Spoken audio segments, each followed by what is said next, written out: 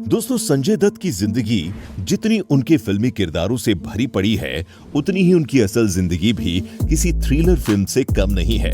प्यार, मोहब्बत, विवाद और संघर्ष, ये सब उनके जीवन के ऐसे हिस्से हैं। बॉलीवुड का ऐसा एक्टर जिसका जीवन हमेशा नशीले पदार्थों की लत, हथियारों के मामले में जेल जाने के कारण सुर्खियों में रहा, जिसने अपनी पहली फिल्म से ही बॉलीवुड में झंडे गाड़ दिए, ऐसे अभिनेता संजय दत्त को आज किसी परिचय की जरूरत नहीं है। आज हम आपको संजय दत्त उर्फ संजू बाबा की लव लाइफ के बारे में बताने जा रहे हैं, जिसने उन्हें हमेशा विवादों में रखा है। तो आइए विस्तार से जानते हैं संजय दत्त की महबूबाओं, उनके मोहब्बत भरे अफसानों और विवादों की उस दास्तान को जो एक अनोखी जिंदगी की कहानी कहती है। वैसे तो बाबा की जिंदगी में 300 से ज्यादा प्रेमिकाओं ने दस्तक दी है, लेकिन आज हम बाबा की उन प्रेमिकाओं के बारे में बात करेंगे जिन्होंने बाबा की जिंदगी को हर बार एक नया मोड़ दिया। पहली मोहब्बत, टीना मुनीम। माना जाता है कि संजय दत्त के जीवन की पहली प्रेम कहानी थी टीना मुनीम के साथ। बचपन की दोस्ती कब प्यार में बदल गई, ये शायद उन्हें पता भी नहीं चला। दोनों ने साथ में फिल्म रॉकी की, जो संजय दत्त की पहली फिल्म थी। संजय और टीना का रिश्ता उस दौर में बेहद चर्चित रहा। वे दोनों एक दूसरे के साथ बहुत समय बिताने लगे थे और ये रिश्ता तेजी से बढ़ता चला गया। हालांकि संजय की शराब की लत और उनकी आदतें इस रिश्ते में दरार डालने लगी। टीना, जो खुद भी अपने करियर में आगे बढ़ना चाहती थी, इस बात को समझने लगी कि संजय की लतें उनके रिश्ते को खराब कर रही है। इस तरह उनका प्यार का ये सफर टूट गया। संजय और टीना का ब्रेकअप उस समय के सबसे चर्चित घटनाओं में से एक बन गया। टीना के बाद बारी आती है रेखा की, जो बाबा की जिंदगी में एक अधूरी कहानी बनकर गई। कहते हैं कि टीना से अलग होने के बाद संजय दत्त की जिंदगी में बॉलीवुड की एवरग्रीन ब्यूटी रेखा आई। 1984 में फिल्म जमीन आसमान की शूटिंग के दौरान दोनों के अफेयर की खबरें सामने आई। उस समय रेखा का नाम अमिताभ बच्चन के साथ भी जुड़ा था। ऐसी अफवाहें थी कि रेखा ने संजय के साथ इसलिए अफेयर किया ताकि वो अमिताभ बच्चन को जलाने का काम कर सकें। यहां तक की खबरें थी कि दोनों शादी करने वाले हैं और शहर से बाहर जाने का प्लान बना रहे हैं। हालांकि महज एक अफसाना ही बनकर रह गया। इस रिश्ते की सच्चाई कभी सामने नहीं आई और ना ही ये पता चल पाया कि ये सिर्फ अफवाह थी या वाकई में दोनों के बीच कुछ खास था। रेखा के बाद बाबा की जिंदगी में ऋचा शर्मा ने दस्तक दी और तब लगा कि बाबा की जिंदगी में पहली बार स्थिरता यानी ठहराव आ गया। और वो इसलिए क्योंकि ऋचा वो पहली लड़की थी जिसने बाबा ने शादी रचाई। संजय और ऋचा की मुलाकात एक फिल्म के मुहूर्त के दौरान हुई थी। संजय ने पहली बार ऋचा की तस्वीर एक लोकल मैगजीन में देखी थी और उसी वक्त उनके दीवाने हो गए थे। संजय ने बिल्कुल भी देर नहीं की और ऋचा को प्रपोज कर दिया, लेकिन संजय को इसका जवाब नहीं मिला। इसके बावजूद संजय ने ऋचा का पीछा नहीं छोड़ा। वो उन्हें बार बार फोन करते, मनाते और अपने सच्चे प्यार की दलील देते कि वो उन्हें कितना प्यार करते हैं और जिंदगी भर खुश रखेंगे। संजय की ये अदा एक दिन ऋचा को भी भा गई और अंत में ऋचा ने हाँ कह दिया। इसके बाद साल 1987 में दोनों ने शादी कर ली। दोनों की जिंदगी बेहद खूबसूरत चलने लगी और अगले ही साल संजय और ऋचा के जीवन में उनकी बेटी त्रिशाला का आगमन भी हो गया। ये एक सुखद समय था, लेकिन खुशियों का ये दौर ज्यादा लंबा नहीं चल सका। शादी के कुछ ही समय बाद ऋचा को ब्रेन ट्यूमर हो गया। संजय ने उनकी देखभाल में कोई कसर नहीं छोड़ी, लेकिन ऋचा और बाबा का ये साथ शायद भगवान को मंजूर न था और दुखद रूप से साल 1986 में ऋचा का निधन हो गया। बाबा के लिए ये गहरा धक्का था, जिसने उन्हें अंदर से तोड़ दिया और बाबा को पूरी तरह से तन्हा कर दिया। ऋचा के निधन के बाद संजय की जिंदगी में माधुरी दीक्षित आई। ये बात है साल 1991 की, जब फिल्म साजन की शूटिंग के दौरान संजय और माधुरी एक दूसरे के करीब आए। ये बॉलीवुड की सबसे चर्चित प्रेम कहानियों में से एक थी। दोनों ने एक साथ कई हिट फिल्में दी और उनकी जोड़ी को दर्शकों ने खूब पसंद किया। बी टाउन गॉसिप्स में यह दावा किया जाता है कि संजय और माधुरी का रिश्ता इतना गहरा हो चुका था कि इन दोनों ने शादी करने तक का फैसला ले लिया था। लेकिन जब साल 1993 के बॉम्बे बम ब्लास्ट केस में संजय दत्त का नाम आया तो ये प्रेम कहानी उसी मोड़ पर खत्म हो गई। माधुरी ने खुद को इस रिश्ते से अलग कर लिया।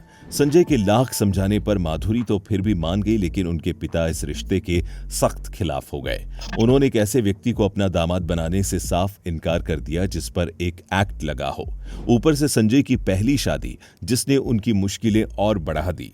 इन सभी बातों ने माधुरी को सोचने पर मजबूर कर दिया कि उनके लिए संजय से दूर हो जाना ही बेहतर है। इस तरह बाबा का ये प्यार भी अधूरा रह गया और बाबा एक बार फिर अकेले हो गए। हालांकि बाबा ने कभी भी माधुरी को लेकर इस पर किसी भी तरह की कोई टिप्पणी नहीं की और इसी व्यक्तित्व के चलते न सिर्फ माधुरी आज बाबा की इज्जत करती है, बल्कि उनके करोड़ों चाहने वाले भी हैं जो बाबा की इन्हीं अदाओं पर फिदा हैं।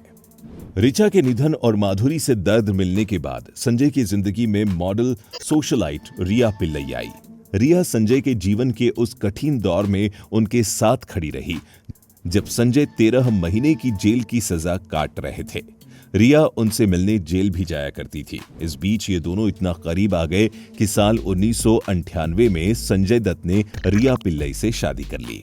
लेकिन अफसोस इस बार भी उनका रिश्ता ज्यादा दिनों तक टिक नहीं सका और फिर दोनों का शादी के बाद एक्स्ट्रा मैरिटल अफेयर के चलते 2005 में तलाक हो गया। तलाक की वजह कोई और नहीं बल्कि बाबा खुद थे, जो रिया के होते हुए भी कई अन्य अभिनेत्रियों के साथ संबंध बनाए हुए थे, जैसे कि लीजा रे।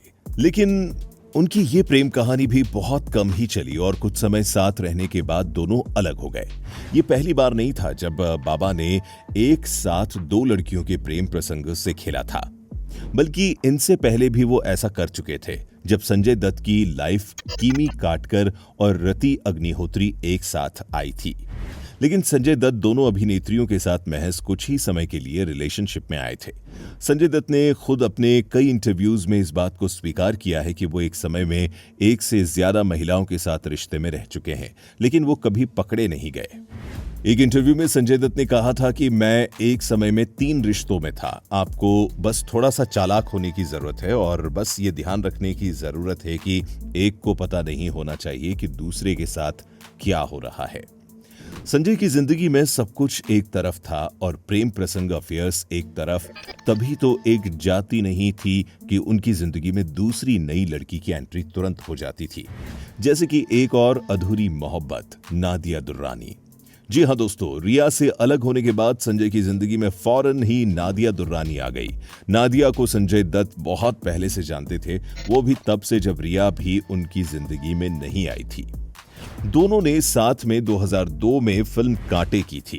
कहा जाता है कि नादिया की वजह से ही संजय और रिया की शादी टूटी और वो एक्स्ट्रा मैरिटल अफेयर कोई और नहीं बल्कि नादिया थी।